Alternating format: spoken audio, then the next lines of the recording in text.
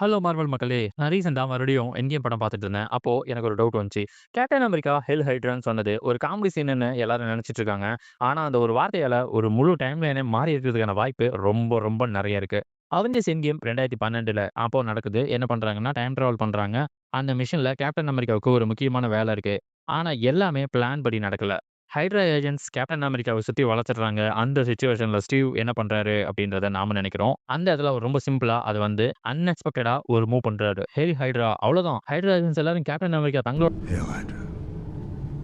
அந்த செட்டார எடுத்துட்டு அங்கருந்து கிளம்பிடுறாரு. இதுல ஒரு சிம்பிளான ஜோக் மாரி ஒரு விஷயம் தெரியும். ஆனா இங்க தான் ஒரு பெரிய கொஸ்டினே வருது. 2012ல நடந்த இந்த சம்பவத்த யாராவது மாத்தியிருந்தா அந்த டைம் லைனுக்கு என்ன ஆயிருக்கும்? Avengers end game time line படி ரூல்ஸ் படி பார்த்தா, கடந்த காலத்துல ஒரு முக்கியமான விஷயத்த மாத்துனா, அது ஆல்டர்னேட் பிரான்ச் டைம் லைனா மாறுறதுக்கான வாய்ப்பு ரொம்பவே நெறைய இருக்கு. அப்படின்னா அந்த புதிய டைம் லைன்ல ஹைட்ராவோட ஹிஸ்டரி வேற மாரி போயிருக்கும். அதோட எஃபெக்ட் எங்க வரும்னா, கேப்டன் அமெரிக்கா வின்டர் சோல்ஜர்ல வரும். ஏன்னா, நம்ம ஒரிஜினல் டைம்லைன் படி பார்த்தா, ஹைட்ரா பல வருஷங்களா ஷீல்டுக்குள்ள ரகசியமா இருந்துகிட்டே இருக்கு. பக்கிய புடிச்சு, அவங்கள கேப்சர் பண்ணி, அவனோட பிரெயின வந்து நல்லா பிரெயின் வாஷ் பண்ணி, அவன வின்டர் சோல்ஜரா மாத்திருக்காங்க. ஆனா, இப்போ இந்த ஆல்டர்னேட் டைம்லைன்ல நெனச்சு பாருங்க. கேப்டன் அமெரிக்கா ஆரம்பத்திலே ஹைட்ராவ ஏமாத்தி, அவங்களோட நம்பிக்கைய வாங்கிட்டாரு. அப்ப ஹைட்ராவோட திட்டங்கள் வேற மாரியா நடந்திருக்கும். பக்கியோட வாழ்க்கையும் மாறியிருக்கும். ஒருவேள பக்கி வின்டர் சோல்ஜரா மாறாமலே கூட இருந்திருக்கலாம். நாம பார்த்த வின்டர் சோல்ஜர் கதை மட்டும் இல்ல, கேப்டன் அமெரிக்காவோட ஒரு முழு எம்சியூ ஜேர்னியவே வேற மாரி கூட நடந்திருக்கிறதுக்கான வாய்ப்பு ரொம்ப நெறையவே இருக்கு. ஆனா, இங்க ஒரு முக்கியமான விஷயம். இத மார்வல் எங்கேயுமே அஃபிஷியலா கன்ஃபர்ஸே பண்ணல.